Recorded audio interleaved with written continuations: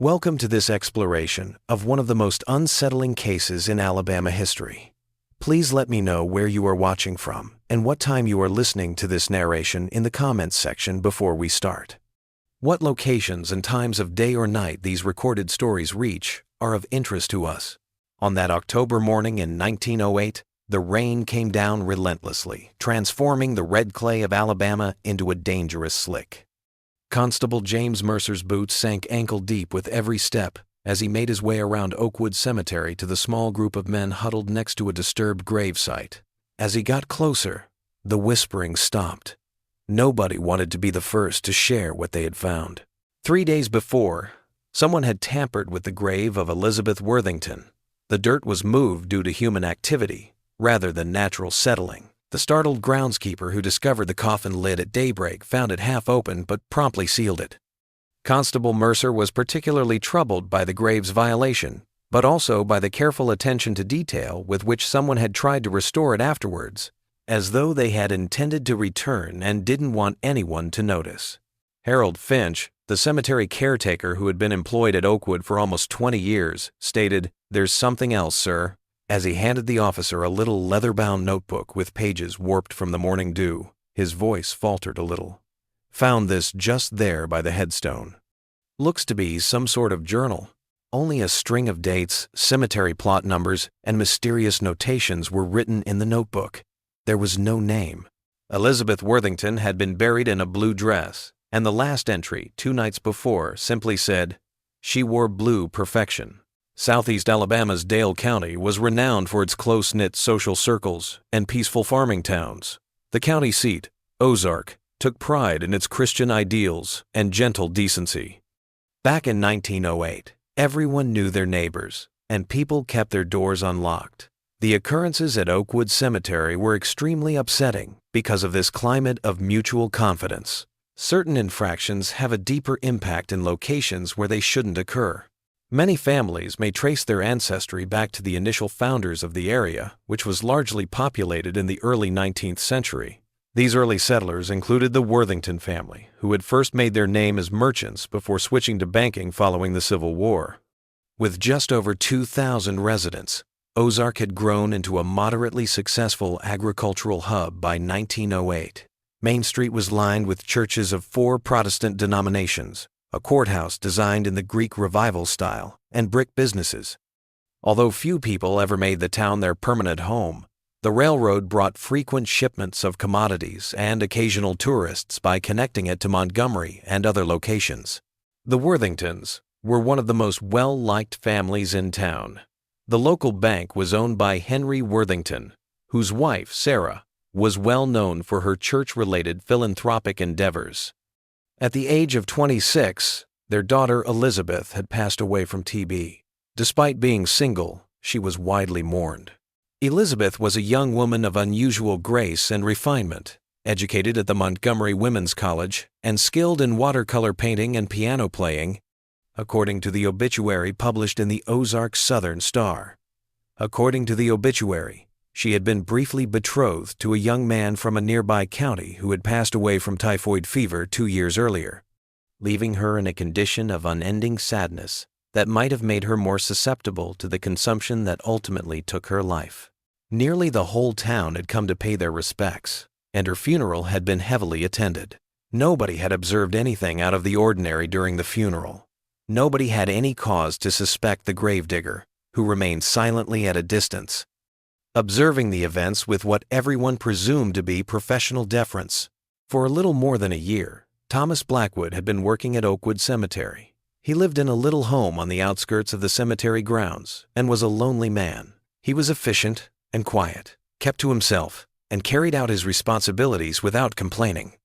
People in the area observed that he was oddly suited to his job, appearing at ease around death in a manner that most men were not.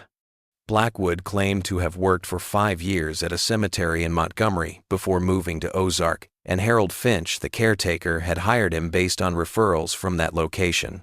Nobody in Ozark was aware that there was no documentation indicating that a Thomas Blackwood had ever worked at any Montgomery cemetery. According to court documents, when Blackwood was later questioned, the few villagers who had known him described him as ordinary, a man in his mid-30s, with no distinctive traits or notable habits. He went to church occasionally, but not frequently enough to draw attention. Twice a month, he went into town to buy supplies, making only the barest of small talk with store owners. He didn't attend neighborhood gatherings or drink at the bar. Perhaps his most impressive quality was his ability to stay virtually invisible in a society that valued acquaintance and connection. In her statement to Constable Mercer, Martha Jenkins, who owned the general store on Main Street, recalled that Blackwood always paid with cash and bought the same things: coffee, simple food items, candles, and, oddly, expensive soap and cologne luxuries that seemed to be at odds with his otherwise austere lifestyle. He always smelled clean, she said, not like most men who work with dirt all day. Blackwood was meticulous about his appearance and asked for a trim exactly every 2 weeks on Wednesday afternoons at 4, according to William Cooper, the town's barber. Cooper said, particular about his collar, too. Always starched, always buttoned, even in the hottest summer months. He mentioned once that proper appearance is a form of respect. I assumed he meant respect for himself, or maybe for the townspeople. Later I wondered if he meant respect for those he tended to. Blackwood occasionally attended Sunday services, according to Reverend Miller of the First Baptist Church. He always sat by himself in the last pew, coming right before the service started and leaving right after the benediction. He turned down every invitation to church socials and Sunday dinners. The Reverend remembered. When pressed, he would simply say that his duties required his prompt return. I assumed he meant cemetery duties, though Sunday burials were uncommon. Without Harold Finch's attention to detail, the finding of Elizabeth Worthington's damaged grave may have been written off as a singular incident, the product of vandals or medical school students looking for specimens. He started looking at more recent burials, troubled by the discovery. The community was chilled by what he discovered. Finch and Constable Mercer meticulously examined 23 graves belonging to people who had been buried over the previous 18 months throughout the course of the following week. 7. All women between the ages of 18 and 30 who were buried 3 to 7 days prior to the apparent disturbance displayed symptoms of a similar disturbance. The examination's most unsettling finding was that nothing had been removed from the graves, no personal belongings or jewelry. Apparently unnoticed by the untrained eye, the dead stayed in their coffins. However, when the county doctor was reluctantly called in to look at the corpses, he saw minor alterations in the burial garments and placement that indicated the bodies had been touched. The county doctor, Dr. William Sullivan, was a scientist who took pride in his emotional distance, but when he dictated his results to Constable Mercer's deputy, his hands were clearly shaking. In contrast, his private notes, found decades later among his personal papers, were more straightforward. The bodies appear to have been positioned as if for companionship. The hands particularly show signs of having been held. I cannot bring myself to document the full extent of the violations. The official report used clinical language, referring to evidence of post-burial manipulation and rearrangement of funerary garments. More in-depth observations that were never included in the official record were recorded in Sullivan's medical journal, which was discovered among his belongings following his death in 1927.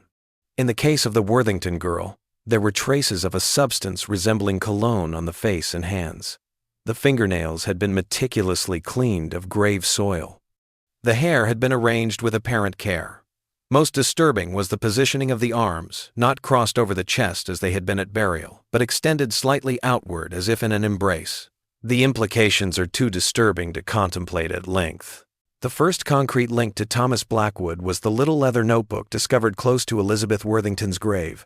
The night following the finding, Constable Mercer visited Blackwood's cottage with 2 deputies. With the door unlocked, the cottage was deserted. They discovered a minimalist living area with a small stove, a table with 1 chair, and a single bed. The bookcase with dozens of identical leather-bound notebooks, carefully dated and organized, was what attracted their attention. A collection of modest personal belongings, including a silver thimble, a pearl earring, a handkerchief embroidered with the letters EW, and a strand of blonde hair tied with a blue ribbon, were carefully wrapped in oilcloth beneath the bed. A half-eaten supper on the table, clothes missing from the little wardrobe, and a freshly extinguished fire in the stove were all signs of a hurried departure from the cabin. Deputies discovered partially burned papers among the ashes, including what looked to be a map with locations indicated in red ink. Only a portion was still readable, displaying portions of Louisiana and Mississippi with tiny crosses to indicate rural areas. In his supplemental report, Deputy Samuel Wilson remarked on the cottage's exceptional cleanliness. Despite the occupation of its resident as a gravedigger, there was no trace of cemetery soil anywhere within. The floors were swept, the single window spotless, the few dishes washed and precisely arranged. A small mirror hung by the door, and beside it, a shelf holding a razor, brush, and a bottle of expensive-smelling cologne. The overall impression was one of fastidious precision at odds with the nature of Blackwood's daily work. Blackwood, Thomas, was no longer there. There was no sign of the man himself, but his few personal possessions were still in the cottage. No immediate clues to his location were found during the subsequent examination of the grounds. It seemed as though he had just left into the night, possibly aware in some way that the disturbed grave had been found. Little was found regarding Blackwood's past. When county and state documents were searched, he had made up the references he had given Harold Finch. The man who had been caring for Ozark's deceased for more than a year was essentially a ghost, but the notebooks revealed a troubling tale. They chronicled Blackwood's actions and observations in what seemed to be at least 4 cemeteries in Alabama and Georgia, spanning over 10 years. The entries were completely unsettling, clinical, and disinterested. They described in detached detail the look, feel, and smell of the dead, and they talked of visitations and communion with the sleeping ones. The majority of the notes focused on the physical characteristics of the female subjects who had lately been buried. It appeared that Blackwood thought he was doing study or had a relationship with the dead. He described meetings and conversations with his silent friends. A typical entry, which was written on the 15th of March 1906, while he in a Georgia cemetery, read, "Subject 23 continues to maintain excellent condition after 6 days. Her skin retains elasticity and color, remarkable for this stage. Our conversation was particularly intimate tonight. She understands my work now, I believe. Spent 3 hours in communion. Applied additional preservation solution to face and hands. Will return tomorrow night to continue documentation." Another entry from September 1907, shortly after he arrived in the Ozarks. New location promising. Caretaker Finch is elderly and retires early. Grounds extensive, with good tree cover on the north side. Soil is primarily clay. Harder to excavate quietly, but excellent for preservation purposes. First subject identified today. Young female, approximately 20 years. Died of fever, according to headstone. Recently interred. Will begin observations tomorrow night. The drawings that were discovered among the diaries were possibly the most disconcerting. They were meticulous anatomical drawings of female figures in various states of repose, executed with the accuracy of a medical illustrator, but with an unnerving attention to detail. Notes about preservation techniques and optimal visitation windows, usually the first week following burial before decay became noticeable, were included with the sketches. Recipes for chemical solutions that looked like crude preservation fluids were found in one notebook, which was dated 1904-1905, along with remarks about their efficacy in extending communion opportunities. Constable Mercer's official report veiled the true horror in a private letter to the county prosecutor, describing the journals as documenting a pattern of grave desecration spanning multiple locations and years, evidencing a disturbed mind fixated on inappropriate interactions with the recently deceased. I have been in law enforcement for 23 years and have witnessed murder, assault, and all manner of human cruelty. Some journals contained pressed flowers, apparently taken from grave arrangements. Others held small swatches of fabric, presumably from burial garments. Never have I encountered anything that disturbed me as deeply as these writings. Blackwood describes his violations as if documenting scientific observations, but beneath the clinical language lies something I can only describe as intimate. He believes he forms relationships with these poor souls. He believes they welcome his visits. The thought that such a man walked among us undetected for over a year chills me to my core. Constable Mercer put the journals in evidence and shut the dwelling. After consulting with the county prosecutor, a warrant for Blackwood's arrest on serious desecration charges was issued. Beyond Ozark, the search was extended to nearby counties, but Blackwood was nowhere to be seen. The full extent of the discrepancies found at Oakwood Cemetery was considered too distressing for the public to read, and the local newspaper merely stated that the cemetery caretaker was wanted for questioning regarding irregularities discovered at Oakwood Cemetery. The Ozark Southern Star's editor, Jonathan Hayes, later acknowledged in a private letter that he had been asked by town officials to downplay the story in order to avoid public panic and preserve the dignity of the impacted families. The newspaper's the 24th of October 1908 edition only stated that authorities are seeking Thomas Blackwood, formerly employed at Oakwood Cemetery, in connection with certain irregularities discovered on the grounds. Hayes wrote, "There are some details."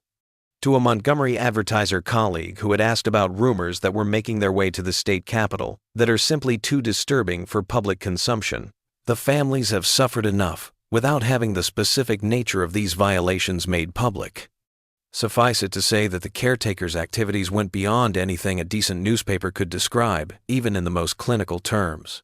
Whispers circulated throughout the neighborhood, in spite of the official silence. Mothers started going to the cemetery with their daughters, even during the day. Fathers and husbands began walking the grounds at night with torches and firearms. For Oakwood Cemetery, the town council authorized emergency funding for more fence and the employment of a night watchman.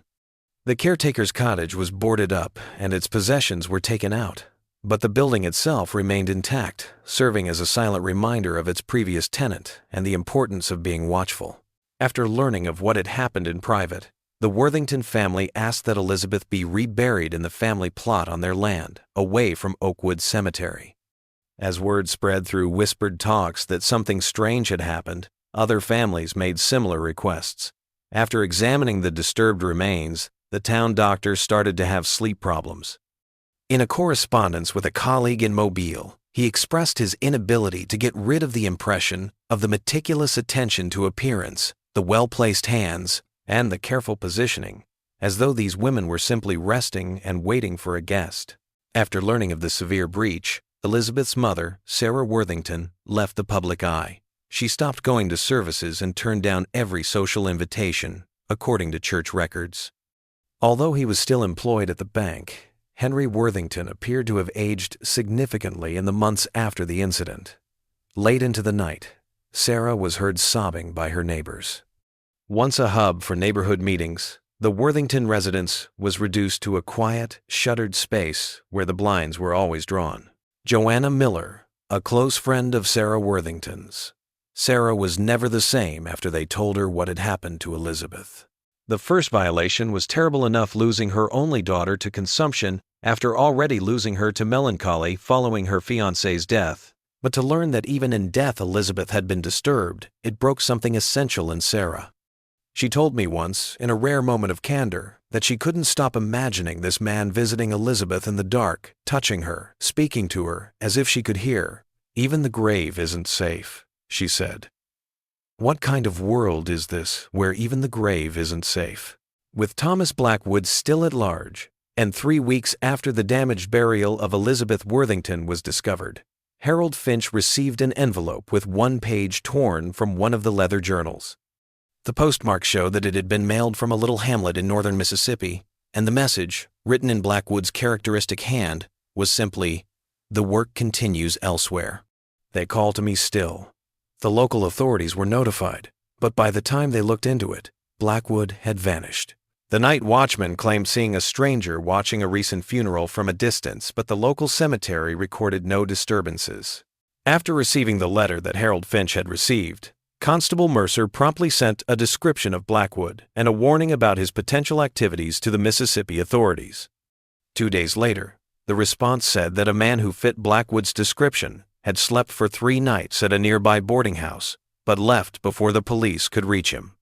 According to the landlady, he had claimed to be a traveling salesman of medical goods, despite the fact that he had no sample case with him and no guests. She remarked on his spotless appearance and reserved manner, adding that he had asked about nearby cemeteries and that he considered them to be serene spaces for reflection. There were no more incidents at Oakwood Cemetery during the winter of 1908. New security measures were put in place, including better fence, night watchmen, and lighting positioned thoughtfully across the property. Mothers now cautioned their daughters not to stay close to the graveyard after dark, but the community slowly returned to normal. The caretaker's cottage was still deserted, its things taken out for evidence, but the building itself served as a mute reminder of who had lived there. In Ozark, church attendance rose significantly in the months after the discovery. The holiness of the body and everlasting rest were major topics in the sermons. In his personal journal, First Baptist Church's Reverend Thomas Miller noted that members often came to him with questions regarding the spiritual ramifications of what had happened. They asked if the souls of these poor women might be disturbed by such violations, he wrote. I assure them that the Lord's embrace is stronger than any earthly interference, but I confess that I myself have wondered. Some sins are so unusual that Scripture provides little direct guidance. That year's winter was exceptionally severe, with a lot of snow falling in January unusual for southern Alabama. Some elderly people proposed that the weather was acting as a sort of divine cleansing in response to the unnatural activities that had taken place. Harold Finch noted that the cemetery ground seemed untouched by February, when the ground started to thaw, but he kept a close eye on recent graves, especially those of young ladies. A little Mississippi town reported in March 1909 that a cemetery worker had been jailed for strange behavior that a night watchman had noticed. Theodore Black was the name the man supplied, but Harold Finch verified it was Thomas Blackwood once his photo was forwarded to Ozark. He was taken back to Alabama by Mississippi officials to be charged. The arrest report states that Blackwood had been working under his alias in Oxford, Mississippi's Greenwood Cemetery for around 3 months. Due to an impending storm, the night watchman made his rounds earlier than normal and found Blackwood kneeling next to a freshly excavated grave, talking gently as though he were having a conversation. Blackwood allegedly showed no signs of alarm or guilt when challenged, merely saying that he was checking on a new arrival. When his lodgings were searched, a leather diary with only a few entries was discovered, resembling those in Ozark. Deputy Sheriff James Coleman, who made the arrest, said Blackwood's behavior was unusually composed, as though he didn't perceive anything wrong with it. When informed he was under arrest, he simply nodded and asked if he could collect his journal, explaining that it contained important research notes. He offered no resistance and asked only that he be permitted to wash his hands and change his clothes before being transported, as if concerned about his appearance even in such circumstances. While awaiting trial, Blackwood spent 2 months in the Dale County Jail. He was described by the jail staff as a model inmate, quiet, compliant, and mainly reading religious and medical materials from the prison chaplain's issued books. He didn't talk much to other prisoners and turned away any visitors save his lawyer, who was appointed by the court. According to one jailer, Blackwood followed the same routine every day, getting up at precisely 6 a.m., working out in his cell for precisely 30 minutes, and going to bed at 9:00 p.m. after reading under the light of a lamp. Well, like clockwork that one, the jailer commented. Never seen a man so ordered in his habits, especially in a place like this where time tends to blur. Thomas Blackwood's trial lasted only 3 days, starting in June 1909. Only officials, witnesses, and the victim's immediate family were allowed entry to the courtroom, which was closed to the public. The evidence was severely edited before it was made public. The journals were not read aloud in their entirety, but they were admitted into evidence. Although he did not go into specifics, the medical examiner attested to the remains' disturbed state. Throughout the hearings, Blackwood himself said nothing in response to the accusations made against him. Blackwood is shown in courtroom illustrations from the trial as a slender, ordinary man with wire-rimmed glasses and well-combed hair. His extraordinary composure was remarked by onlookers. He showed neither regret nor outrage, merely watching the proceedings with disinterested interest and occasionally taking notes on a little pad that his court-appointed lawyer provided. He refused to testify when asked to do so in his own defense, a choice his lawyer subsequently characterized as regrettable but in keeping with his general demeanor throughout our consultations. District Attorney Robert Wilson, the prosecutor, systematically presented the evidence, emphasizing Harold Finch's testimony about Blackwood's employment and subsequent disappearance, the journal entries linking Blackwood to the sites, and the pattern of damaged graves. The defendant, he stated in his closing argument to the jury, engaged in acts of such unnatural character that they violate not only the laws of Alabama, but the most basic tenets of human decency and respect for the sanctity of eternal rest. James Harrison, Blackwood's court-appointed lawyer, argued that Blackwood had a profound derangement of the mind that rendered him incapable of understanding the wrongfulness of his actions. Wilson was cautious to use clinical and restrained language, but the implications were obvious. Harrison's defense was based largely on Blackwood's mental state. Harrison did not call any witnesses, but he did submit a report from a doctor who had seen Blackwood while he was incarcerated, indicating that his client's actions suggested severe melancholia with delusional features. An expert testimony about Blackwood's mental health was Dr. James Holloway, a doctor from Tuscaloosa's Alabama State Hospital for the Insane. He categorized Blackwood's illness as necrophilic mania, a rare and poorly understood mental illness marked by an unusual fascination with dead people. In his testimony, Dr. Holloway recommended that Blackwood be placed in a mental health facility rather than being put in jail, claiming that his illness was a medical rather than criminal issue. The patient appears to experience a profound disconnection between the social understanding of death and his own perception, said Holloway. Based on my examination and review of his writings, he genuinely believes he is engaging in consensual interactions. He perceives the deceased as simply existing in an alternate state of being with which he alone can communicate. This represents a severe break from reality rather than mere criminal deviance. Dr. Holloway went on to say that Blackwood did not display any of the typical signs of criminal insanity, such as mania, aggressive inclinations, or mental incoherence. Indeed, he stated, the defendant's thinking is remarkably ordered and consistent within its own framework. He has constructed an entire alternate reality in which his actions are not only acceptable, but beneficial. He believes he provides companionship to the lonely dead. This is a delusion, certainly, but a complex and internally consistent one. After less than 2 hours of deliberation, the jury convicted Blackwood of all charges. He was placed under surveillance and treatment at the state hospital in Tuscaloosa for an indefinite period of time, according to the judge's ruling. Reactions to the punishment were divided. Some felt that justice had been done, while others thought that such infractions would have been better punished by death. With the headline, "Cemetery Desecrator Sentenced to Asylum," the Ozark Southern Star covered the verdict, giving only the bare minimum of case data. The editor added a comment that the affected families deserve privacy in their grief and discouraged further public discussion of the matter. The publication stated that the nature of the crimes is such that decency forbids full disclosure. Ozark tried to move on from the Blackwood incident after the trial. The town council offered private apologies to the 7 families whose loved ones had been disturbed and offered to pay for reinterment at other locations if they so chose. 5 families agreed, and their loved ones were relocated to different cemeteries or family sites. 2 said that relocating the remains would simply make the infraction worse. Rather, they asked that unique memorials be erected at the graves, and the town council granted their request at public expense. On the 17th of June 1909, Thomas Blackwood was sent to Tuscaloosa. According to his case file, which was marked Confidential Restricted Access, Blackwood told Dr. Holloway that he had been selected for his work by the deceased themselves, who spoke to him and desired his company. The notes from the initial psychiatric evaluation described him as cooperative but distant, showing no remorse or recognition of the inappropriateness of his actions. Patient believes he possesses a special ability to communicate with the recently deceased, Dr. Holloway noted in his admission notes.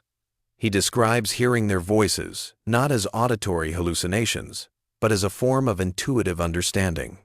He claims to have first discovered this ability as a child when visiting his mother's grave.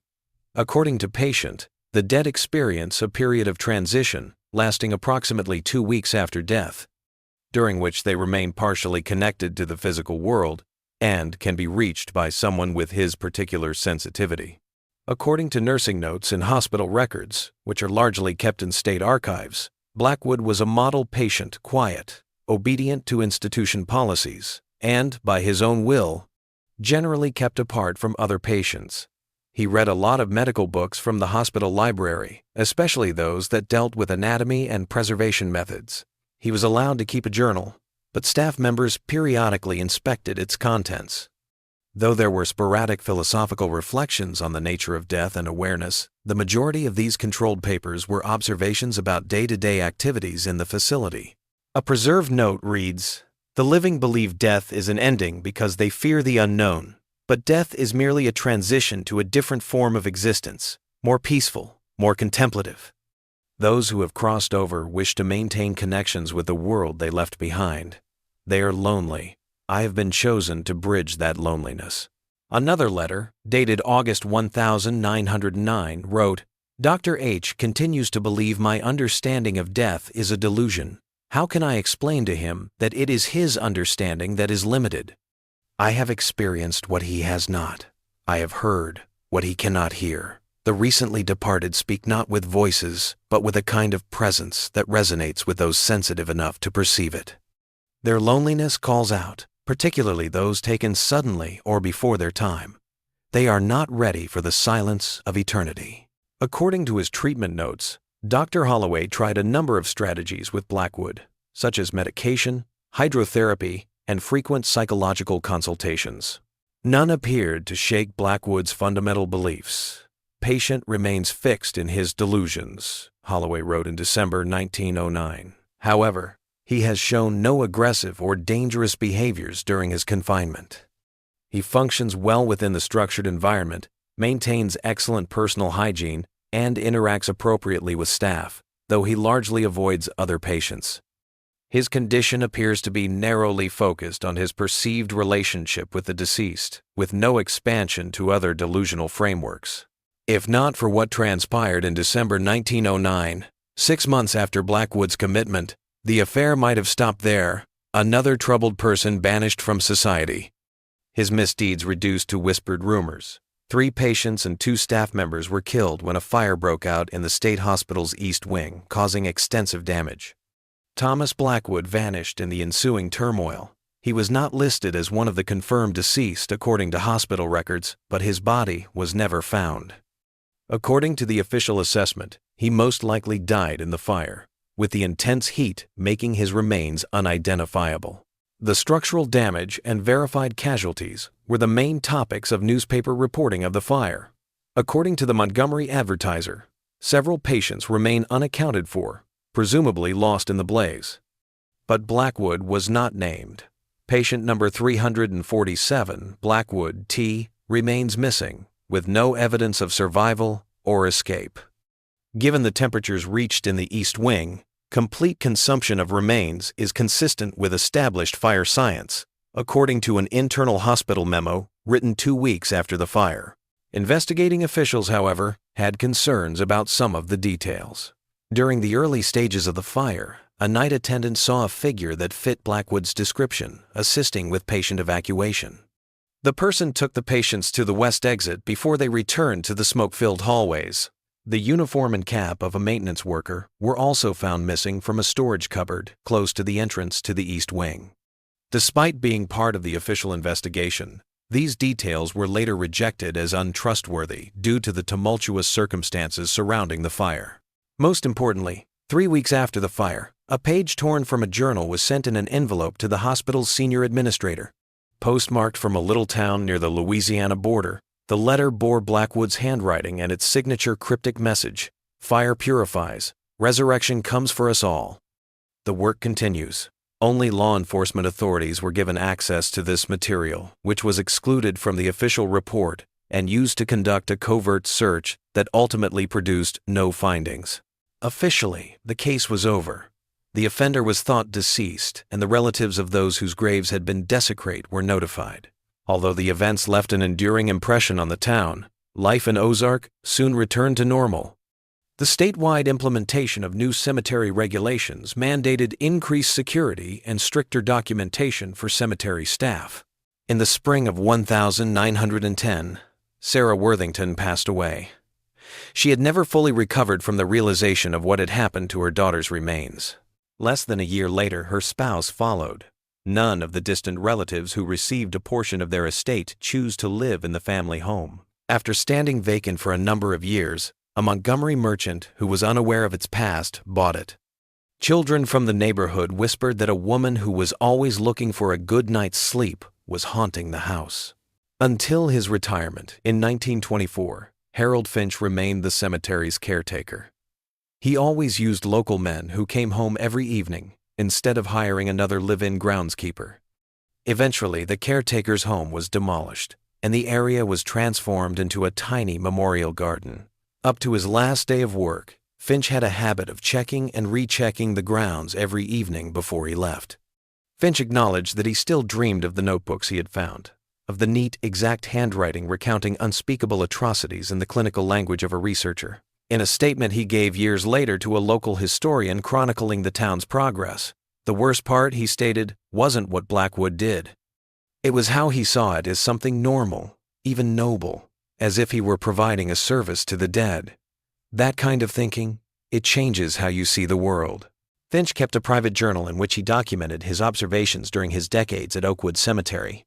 His personal materials were donated to the Dale County Historical Society following his death in 1931. The postings after the Blackwood incident show a man whose discovery had a lasting impact on him. "I find myself looking differently at the fresh graves," he wrote in 1910. "I check them more frequently than necessary, sometimes returning at odd hours when no one would expect me. The sound of the wind through the old oaks makes me start sometimes. It almost sounds like whispers. I know it's foolishness, but since learning what Blackwood believed about the dead speaking to him, I cannot help but listen more carefully to the silence of the cemetery. If it weren't for a number of similar events that were reported in Louisiana in 1912 and 1913, the case might have completely vanished from public memory." The pattern was remarkably familiar, even though it was never directly connected to Thomas Blackwood. Damaged graves, young ladies who had just been buried, and a cemetery worker who kept to himself and vanished when suspicions were raised. Although the Louisiana authorities reached out to their Alabama counterparts, the relationship remained conjectural in the absence of concrete proof. 3 tiny parishes close to the Mississippi border were the sites of the occurrences. The pattern was very identical in each instance. A lonely man in his late 32nd or early 42nd found work at a nearby cemetery, resided on or close to the grounds, and had few social ties. Within days of burial, disruptions were found at recent graves, all of which were young women, after about 6 to 8 months. The culprit had disappeared by the time the authorities linked the occurrences, leaving behind only the damaged ground and distraught families. According to a Street Tammany Parish Sheriff's investigation, a little notebook with entries like Blackwood's diaries in style and content was discovered abandoned in a cemetery worker's quarters. However, the handwriting appeared to have been purposefully altered. Continuing the research despite setbacks and finding new subjects who appreciate my attention were mentioned in one note from April 1913. Due in part to their occurrence in various areas and in part to shifting views on reporting such problems, the Louisiana occurrences garnered greater public notice than the Ozark case. The perpetrator of the grave desecrations was referred to as the Midnight Visitor in a series of articles published by the New Orleans Picayune, which also speculated on his techniques and motivations. Although the articles lacked specifics, they provided enough information to raise serious public concerns and resulted in heightened cemetery security across the area. A vagabond who was caught trespassing in the local graveyard after dark was arrested in 1916. According to a report from a small community in eastern Texas. The man, identified as James Smith, was discovered kneeling next to a young woman's recently dug grave, seemingly conversing with the deceased. He was discovered to be carrying a tiny kit with vials of unknown remedies, brushes, and cloths when he was searched. He overpowered the attending deputy and pretended to be ill in order to get out of custody before he could be thoroughly questioned. Despite apparent attempts to modify look through facial hair and intentional scarring, investigators noticed notable similarities between a photograph obtained during his brief detention and the known image of Thomas Blackwood. A statement alerting law enforcement agencies across the southern states to a possible pattern of cemetery violations across numerous jurisdictions was sent in response to the Texas event. It stated that the suspect seemed to age his appearance artificially through makeup, and that he might be using a variety of aliases derived from the terms black or wood. The advisory also offered a back and aegis composite sketch based on descriptions from Alabama, Louisiana, and Texas. There were intermittent reports from small towns throughout the Deep South between 1916 and 1921. A grave discovered disturbed in Georgia, a suspicious cemetery caretaker in South Carolina who vanished before he could be questioned, and a man arrested for loitering near a funeral in Tennessee who later got away. Although there was no concrete evidence connecting any of these instances to Blackwood, the pattern was enough to prompt some law enforcement officers to start gathering information on what they called the cemetery violations case. A group of documents was found in 1923 as an abandoned house close to Baton Rouge, Louisiana, was being demolished. One of these was a leather-bound notebook with entries from 1910 to 1921, written in a hand that specialists subsequently determined matched that of Thomas Blackwood's Ozark journals. References to visitations at other locales around the Deep South were included in the journal, indicating that Blackwood had not died in the hospital fire, but had instead carried on with his unsettling activities for at least 10 more years. The lone puzzling statement in the last entry, dated November 1921, was, "They no longer speak to me as they once did. Perhaps my work is complete."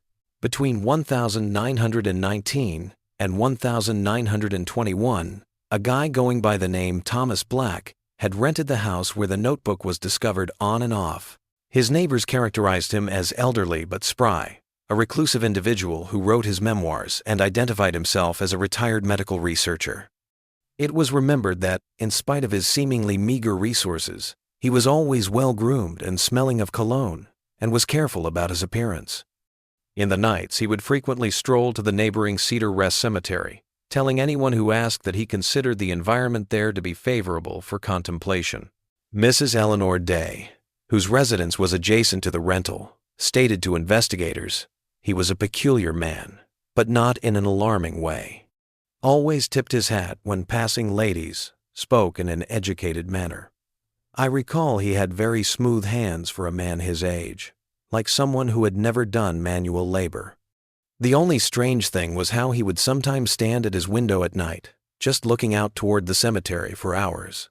My husband said we should mind our business, that some people just get peculiar as they age." Elijah Martin, Black's landlord, said investigators that Black had gone without warning, paying his unpaid rent, but leaving behind a number of papers and 6 glass bottles filled with unidentified chemicals. Martin had never gotten around to it before the property was scheduled for demolition, even though he had planned to get rid of the abandoned belongings. After the notebook was given to local authorities, interstate police bulletins were used to link it to the Alabama case. Following his escape from the hospital, Blackwood may have continued his actions in at least 5 states, according to entries in the journal. Though there was an increasing philosophical bent, the language displayed the same clinical detachment as his previous journals. He wrote more and more about his studies of what he called the transitional state between life and death, and his conviction that he was recording significant findings that science would eventually acknowledge. A particularly interesting 1917 entry read, "Subject 67 confirms my developing theory regarding the optimal window for communication. The first 3 days yield little response. The shock of transition is too recent. Days 4 through 9 provide the clearest communion, with day 6 typically optimal. After day 12, the connection fades rapidly as they move further into their new state of being. I have documented these findings meticulously and believe they constitute a significant contribution to understanding the death transition, though conventional science remains too limited to appreciate my work." According to the journal's last pages, Blackwood had started to have health issues that limited his activities. He described how his visits became more difficult due to hand tremors and growing night vision issues. With its reference to the dead no longer communicating with him, the very last note suggested that he had either lost the power he thought he had or had finally realized it was a hallucination. There was no definitive response from the journal. There has never been any other proof of Thomas Blackwood's existence or actions after 1921. The journals and evidence gathered from his Ozark cottage were sealed and eventually moved to state archives, where they were largely forgotten until 1967, when Dr. Margaret Heller, a criminology researcher from the University of Alabama, asked to view historical case files for a study on patterns of deviant behavior. In 1932, the Alabama State Bureau of Investigation officially archived his case, classifying it as resolved, perpetrator deceased. According to Dr. Heller's unpublished dissertation notes on the Blackwood case, the journals offered a disturbing glimpse into a mind that had completely rewritten the boundaries between life and death, intimacy and violation. Blackwood's writings showed a man who did not consider himself to be committing crimes, but rather to be having what he believed to be consensual interactions with the deceased. In his distorted reality, Heller claimed, the dead were merely in another state of being, still capable of desire and communication with him as their chosen intermediary. Dr. Heller found Blackwood's apparent intelligence and self-awareness very concerning. Unlike many subjects of similar case studies, she stated, Blackwood demonstrated complete awareness of social norms regarding death and burial. He understood that his activities would be condemned if discovered, taking elaborate precautions to avoid detection. Yet this awareness did not extend to moral recognition. He believed society's taboos around death were misguided, even cruel, preventing the deceased from receiving the companionship they desired. Using Blackwood's writings and the accounts of others who had known him, Dr. Heller tried to create a psychological profile of the man. Although there were no records to support this theory, she hypothesized that his obsession most likely started as a result of death-related childhood trauma, possibly the loss of a parent or sibling.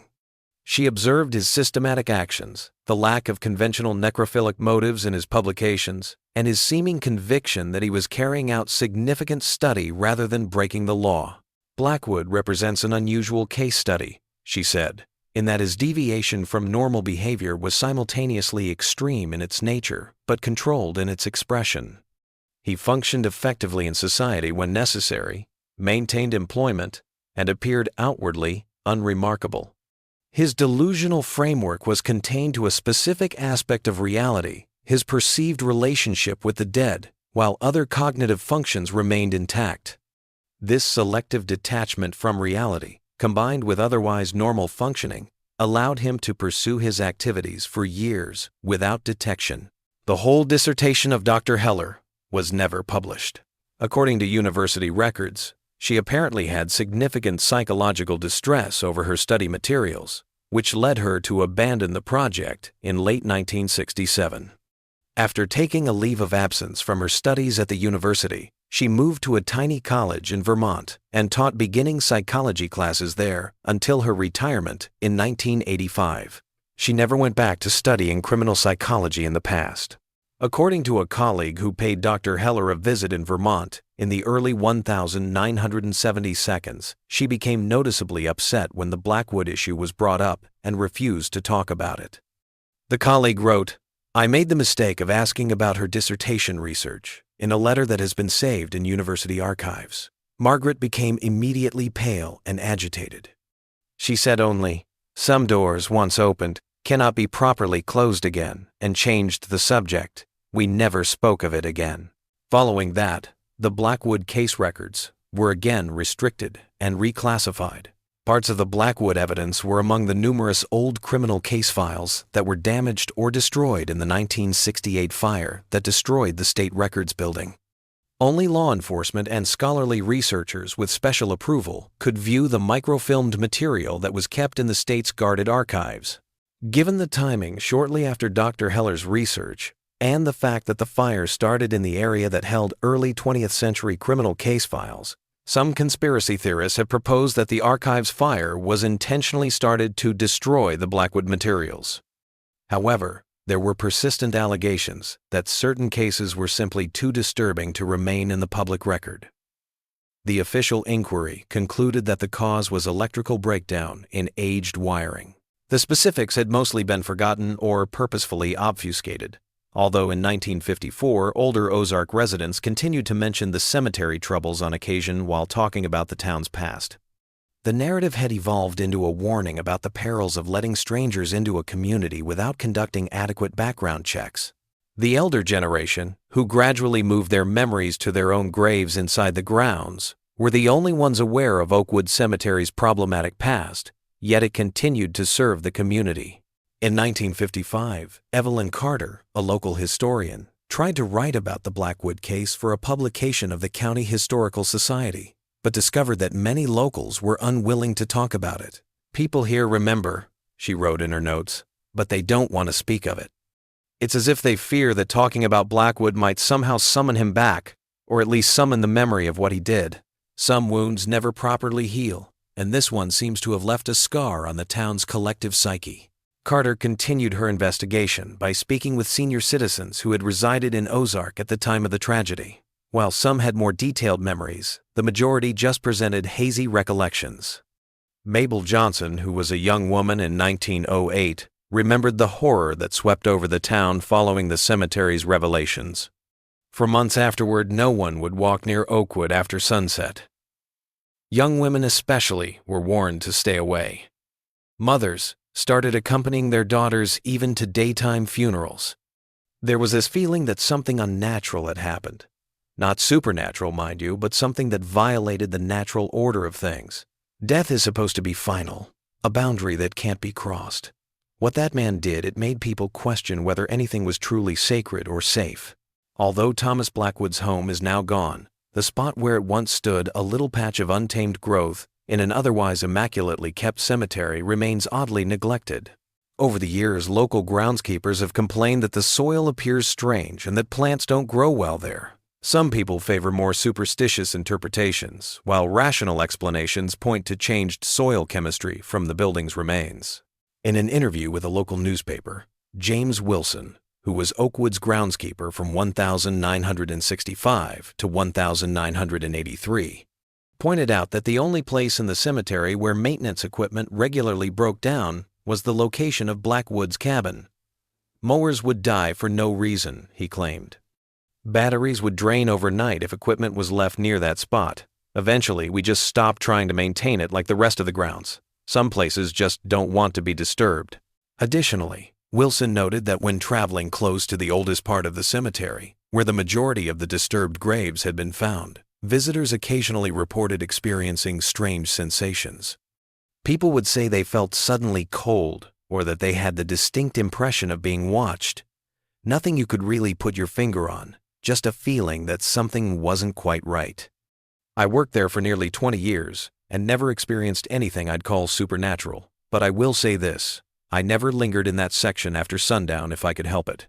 A young couple in the 1970 seconds reported seeing an old man dressed in antiquated attire laying flowers on some of Oakwood Cemetery's oldest graves, particularly those of young women who had passed away.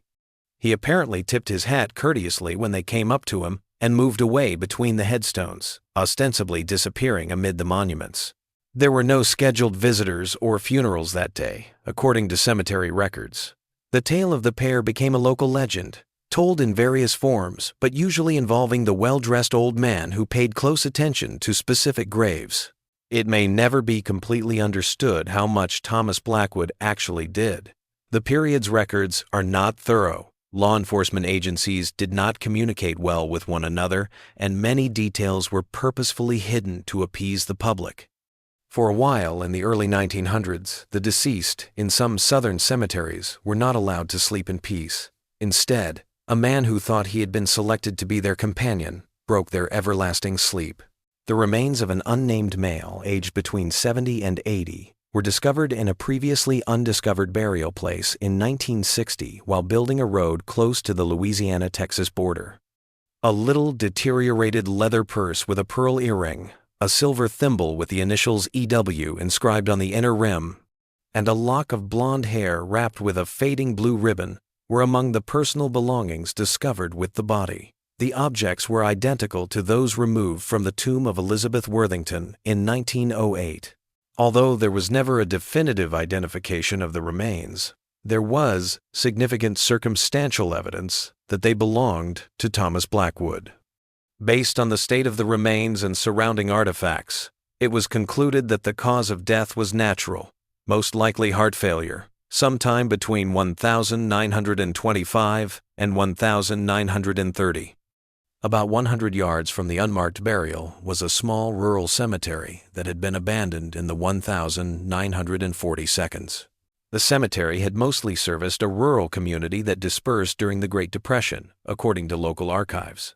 Some of the headstones that marked the graves of young women who had passed away in the 1920s were among the few that were still readable. The coroner who inspected the remains reported a number of oddities, including the fact that the unidentified remains were reburied in the closest municipal cemetery with a plain tombstone that read, "Unknown Male, circa 1930. Instead of being disposed of carelessly, the man had been buried with care. There was indications of a basic, somewhat decayed wooden coffin, and the body was lying on its back with arms by its sides.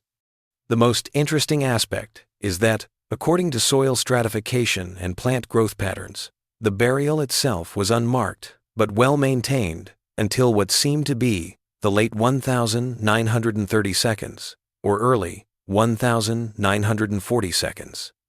This implied that despite the grave's distant position and lack of identification, someone had been caring for it for years after the burial. Fragments of a journal, too decayed to reveal much, were also discovered alongside the bones.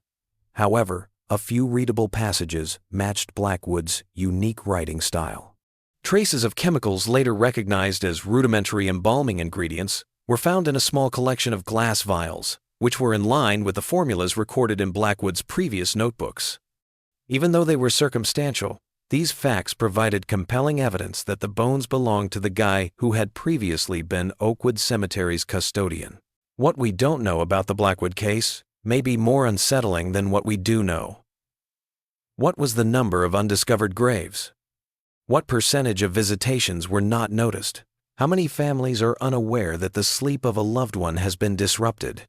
Given how carefully Blackwood rebuilt the graves following his operations, it is likely that for every disturbance that was found, there were others that went unnoticed.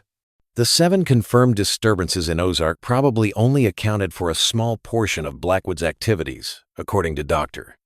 Robert Garrison, a forensic psychologist who examined the available information on the Blackwood case in 1992 as part of a larger investigation into historical trends of deviant behavior, based on the journal entries and the geographical spread of similar incidents. Garrison stated, "The actual number of graves visited by this individual may be in the dozens, possibly exceeding 100 over the course of approximately 20 years. According to Garrison, Blackwood's employment history in different cemeteries in various states, along with his apparent ability to recognize rising suspicions and move before being caught, suggested a level of calculation that belied the delusional nature of his views. This case demonstrates how delusion and calculation can coexist," Garrison observed. Blackwood's fundamental break with reality regarding the nature of death and his relationship with the deceased did not impair his ability to function strategically, preserving his freedom to continue his activities for decades. The Ozark community is still served by Oakwood Cemetery today. The majority of tourists are unaware of what happened there more than a century ago. The graves from that time period are weather-worn. The names are fading off their stones, and the only remnants of the people who were buried there are family histories and faded photos. However, a remnant of the uneasiness is still present, conveyed by the soil, stones, and wind whispering through the old trees that give the cemetery its name. Oakwood represents a microcosm of the community's evolution. Every grave tells a story. Local historian Richard Parsons, who has written about the cemetery's history, frequently tells visitors during historical tours. Though some stories are better left untold, when asked about the Blackwood incidents, he only acknowledges them briefly as unfortunate events before focusing on the cemetery's architectural features. or notable citizens buried there. It's not about concealing history, Parsons explained in a 2002 interview with a regional historical journal. It's about respecting the dignity of those affected. The families of those whose graves were disturbed have descendants still living in this community. They've heard the stories passed down through generations, but they don't need those wounds reopened through public spectacle. Some aspects of history should be documented, but discussed with appropriate sensitivity for those who study the darker aspects of human psychology. Thomas Blackwood's case is an uncommon example of a certain kind of deviation that transcends the final line separating the living from the dead. Such cases, though extremely rare, may be more common than records show because cemeteries are private, people are reluctant to inspect disturbed graves, and people have a natural tendency to blame any disturbance on animal activity or natural settling, according to Dr. Heller's abandoned research. Blackwood's illness is classified by contemporary forensic psychology as severe paraphilia with delusional disorder, a dangerous combination that enabled him to justify his transgressions as mutually beneficial and even consenting encounters. In contrast to many comparable criminals, Blackwood seemed to find fulfillment in what he believed to be close relationships with the deceased, rather than in the act of desecration itself. Although intriguing from an academic standpoint, this distinction did nothing to console the families whose loved ones were the targets of his disturbed attentions. Since Dr.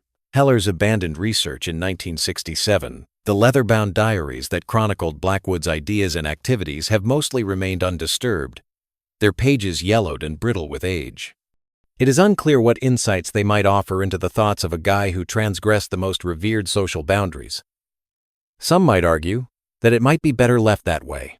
For a dissertation on historical perspectives on sexual deviance, a graduate student studying the history of mental health care in Alabama requested access to the remaining Blackwood files in 2003. The State Records Committee rejected the request, stating, "The sensitive nature of the materials and respect for the dignity of the victims and their descendants." This decision demonstrates the case's continued ability to shock people even a century after the events. In its official response, the committee stated that while historical investigation has significant significance, it needs to be balanced against ethical considerations regarding the dignity of the deceased and the potential for causing distress to living relatives. The Blackwood case materials contain detailed accounts of violations that remain profoundly disturbing, even by contemporary standards. Access to these materials continues to be restricted to authorized law enforcement personnel and researchers with specific, approved purposes. The memorials create lengthy shadows on the ground as evening descends over Oakwood Cemetery. Even before they are aware of Thomas Blackwood's nocturnal habits, visitors have an innate desire to finish their respects before nightfall. Our discomfort with graveyards after dark may be rooted in a primordial understanding that the line separating the living from the dead should be respected and that certain businesses are not meant to be maintained. A groundskeeper who retired from Oakwood in the 1992 once noted that cemeteries have two populations, those above ground and those below, each with their own rhythms and requirements. During the day, he stated, "The cemetery belongs to the living, to mourners and maintenance workers and the occasional tourist, but at night, it returns to those who reside there permanently. That's as it should be. Some hours should belong only to the dead. The graves of those who were disturbed so long ago rest peacefully amid hundreds of others during the quiet hours, when the cemetery gates are sealed and the grounds are deserted beneath the moonlight. They keep any recollection of their transgression buried deep under the weight of time, stone, and dirt. The dead remain silent witnesses to past both remembered and forgotten, while the living may recall and document, conjecture, and fear. The legacy of the cemetery caretaker who loved the dead too well lives on, somewhere in the dwindling collective memory of a small Alabama town, in restricted archives that are rarely accessed, and in the whispered stories that have been passed down through the generations. It is a warning about the boundaries that separate the living from the dead and the unsettling outcomes that occur when those boundaries are crossed. It's possible that Thomas Blackwood thought he heard the dead inviting him to join them. He probably simply heard the echo of his own troubled thoughts, reflecting back his own fantasies and aspirations. Even yet, it's easy to assume that something is still there in Oakwood Cemetery's stillness when the wind stirs the leaves and darkness collects between the stones. It's not the paranormal, but rather the enduring mark of human disruption on what ought to be eternal peace. After all, it's not the monsters who spring from crypts or appear out of shadow that are the most horrifying. Their violations take place in darkness and hush, while the rest of the world is asleep, and they are the ones that walk among us with human features, their aberrations concealed under everyday looks. For more than a century, the tombs in Oakwood Cemetery remain unaltered. Any secrets they may have are buried with the people that inhabit them. Maybe that's the way it should be. Certain history should not be altered, certain borders should not be crossed, and certain silences should not be broken.